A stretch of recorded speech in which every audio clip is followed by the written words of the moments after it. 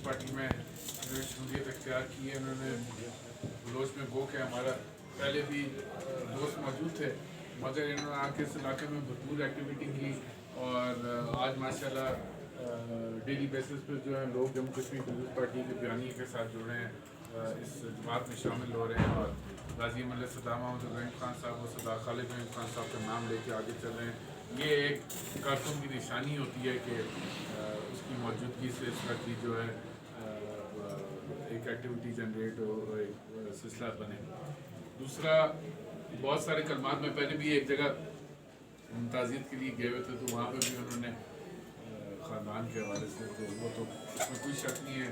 غازی ملک سردار محمود صاحب اور سردار خالد محمود خان صاحب کا جو کردار ہے وہ انہوں نے ثابت کرایا. انہوں نے یہ جو ان کی جدوجہد تھی اس میں کم از کم کوئی انگلی اٹھا کے ایک بندہ بھی نہیں کہہ سکتا کہ وہ اس میں کبھی انہوں نے کسی قسم کی جو ہے اپنی ذات کی خاطر کوئی سلسلہ کیا. وہ جو کچھ کیا اس ریاست کے لیے کیا, آپ لوگوں کے لیے کیا, اس دھرتی کے لیے اپنی کوشش کر کے گئے.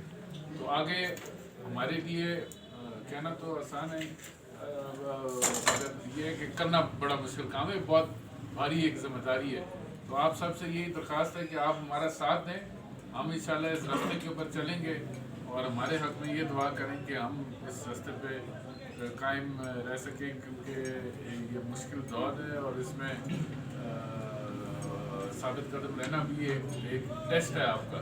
تو ہمیں تو پتہ ہے کہ ہمارے کندھوں پہ اتنی ذمہ داری ہے کہ ہم چاہتے ہوئے بھی اس سے ہٹ نہیں سکتے.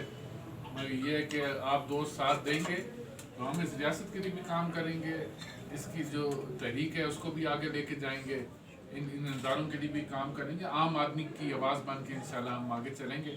مگر اس کے لیے ٹائم درکار ہے, اس کے لیے آپ کو وقت دینا پڑے گا. آپ شارٹ کٹس کے چکر میں رہیں گے کہ جی کل ہی ہو جائے تو آج ہی ہو جائے تو پرسوں ہی ہو جائے, تو یہ اس طرح چیزیں نہیں چلتی. آپ ایک لمبا سفر ہے.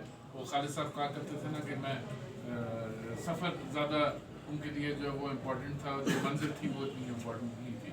ہم نے یہ سفر کاٹنا ہے انشاءاللہ اور ہم اس پہ قائم و دائم اور اس نظریے کو انشاءاللہ آخر تک جو ہم لے کے چلیں گے جب تک ہمارے میں سانس ہے. بہت